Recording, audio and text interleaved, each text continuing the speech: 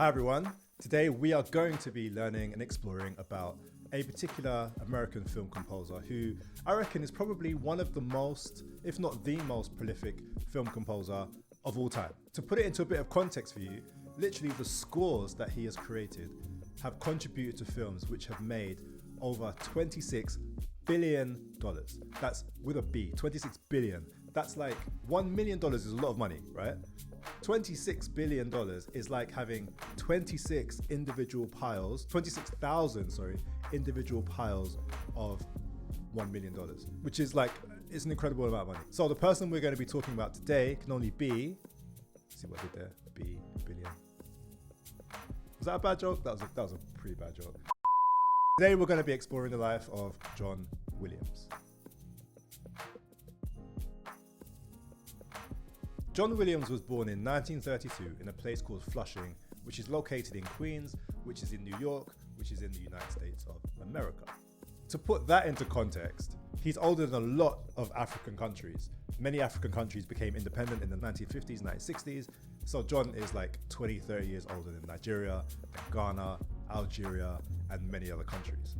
Aside from all that, John's father was a jazz drummer, which is maybe where he got some of his skills from, and maybe where he got some of his ideas about what he wanted to be in the future. He studied composition when he went to university, and then in 1951, he was drafted into the US Air Force, where he spent some time playing bass, playing piano, and also arranging music for the US Air Force Band. So even though he was following his father's footsteps and playing music, he soon realized that actually maybe his talents lay in arranging and creating music and composing. There's a lesson for you. Sometimes when you figure out that you're good at something, it's good to stick to it. Even though maybe some of your friends might be wanting to do this or this or this, or maybe it feels cooler to do something else, like to play an instrument rather than, I don't know, be a sound engineer or to be a composer. Sometimes it can be in your best interest to recognize a thing that you're really good at and do that really, really well.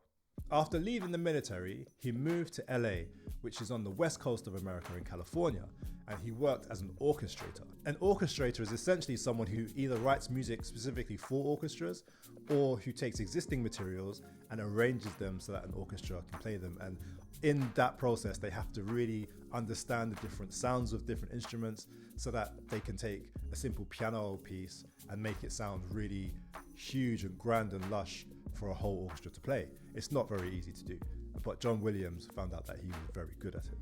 His first credit for a feature film composition came in 1958, and over the next 10 years, he worked more and more in this industry and started to become more and more well known.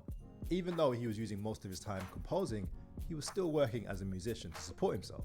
And in that process, he was able to work on some iconic films such as Breakfast at Tiffany's and West Side Story, which were both released in 1961. In 1967, he was nominated for his first ever Oscar, and in 1971, he won his first of many. I'm going to read this out because some of these awards have really, really long names. He won his Oscar for scoring, adaptation, and original song score, and that was for the movie Fiddler on the Roof. If I were a rich man.